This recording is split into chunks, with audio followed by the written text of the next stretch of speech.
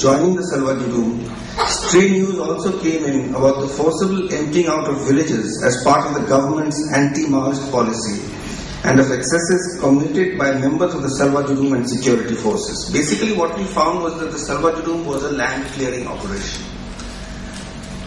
You went into villages, you chased the people out, you burnt the houses, and whatever else goes with that, killing and raping and so on, that's part of the program, but not an invariable part. But burning of houses, chasing the people out, getting the people into camps. So all this was going on under the name of the Salwa Judum.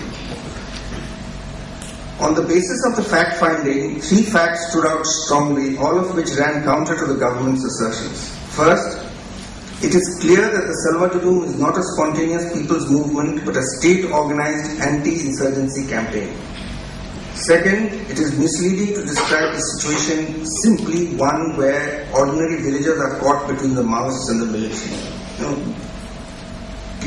Corn being ground between 2 grindstones. That's a misleading kind of a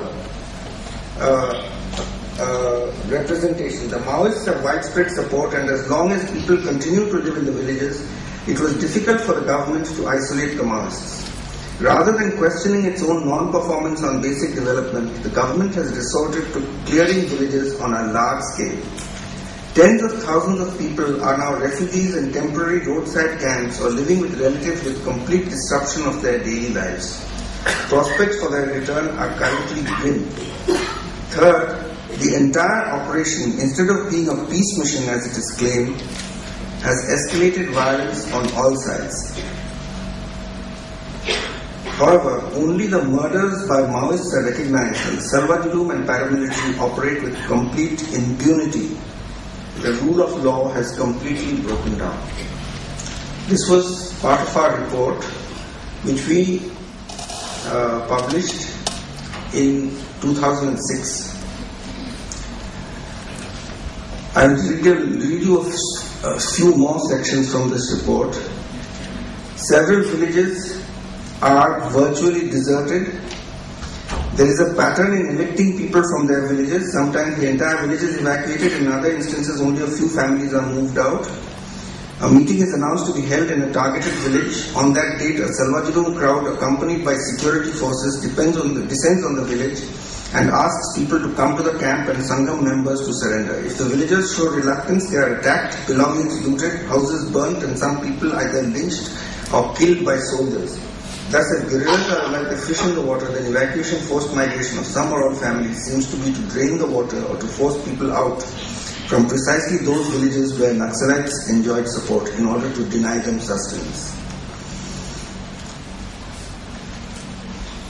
So, this is the second part of my argument, that there is a war on the people which is displacing large numbers of them from the villages, from the kind of a tenuous hold over the ecology which is enabling them to stay alive.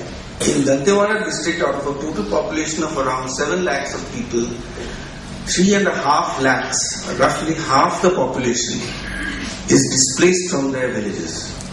That means that they have either escaped over the Andhra border, or they have escaped over the Orissa border, or they have escaped over the Maharashtra border, or they are living in the forest.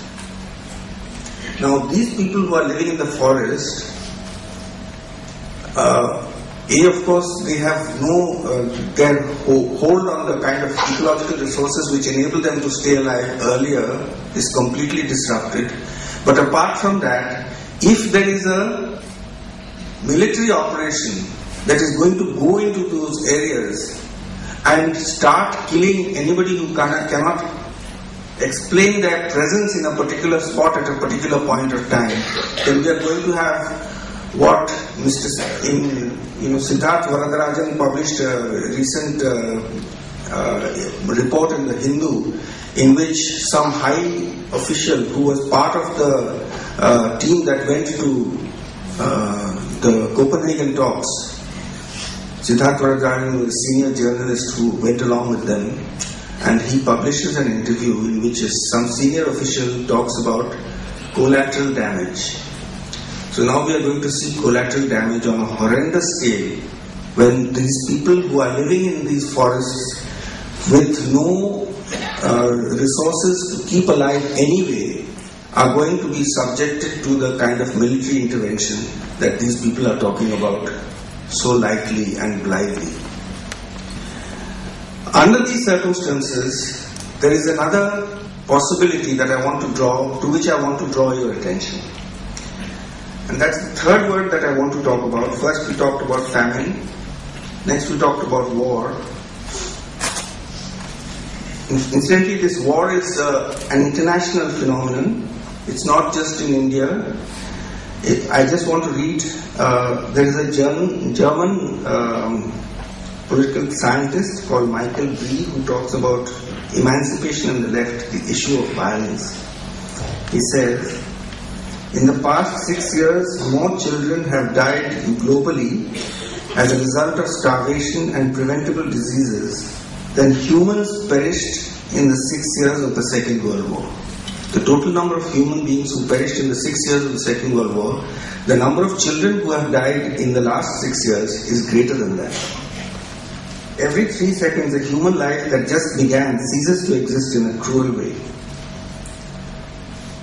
At the same time, in these same 3 seconds, $120,000 are being spent on military armaments worldwide. There exists a fundamental contradiction between the alleged constraints of globalization and human rights. In the face of such outrageous injustice, an imperial war in the name of a war on terror and the simultaneous expansion of the surveillance state, and confronted with the self-enrichment of the mega-rich and the increasing impoverishment of broad sections of society, resistance becomes a necessity. Now, the third word that I want to bring before you, famine, war, and then we come to genocide. Now, lots of people think that genocide is about killing people. It is about killing people, and we have the examples of the last 100 years, plenty of examples of genocide. But it is not necessarily about killing people. There are other ways to do genocide. The United Nations has a convention on the prevention and punishment of the crime of genocide, which was signed in 1948. It was signed one day before the Universal Declaration of Human Rights. It defines genocide as any of the following acts committed with intent to destroy, in whole or in part, a national, ethnical, racial or religious group, including A. Killing members of the group, which is, of course, something that we are familiar with. B. Causing serious bodily or mental harm to members of the group.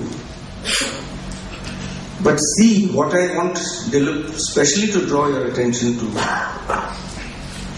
deliberately inflicting on the group conditions of life calculated to bring about its physical destruction in whole or in part.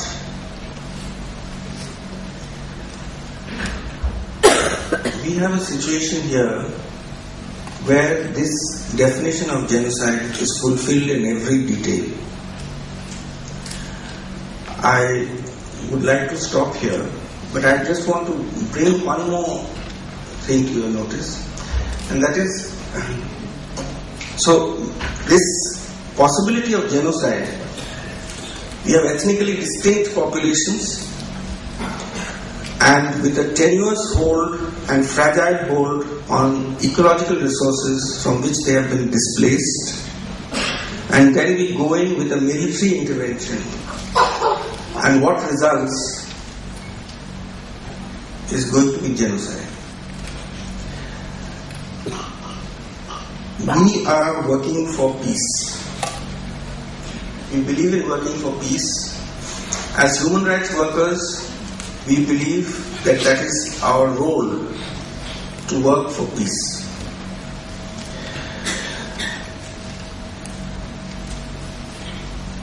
We will continue to work for peace, whatever the situation that may obtain. But that peace cannot be the peace of the graveyard. The peace cannot be a peace through which we give effect to a kindler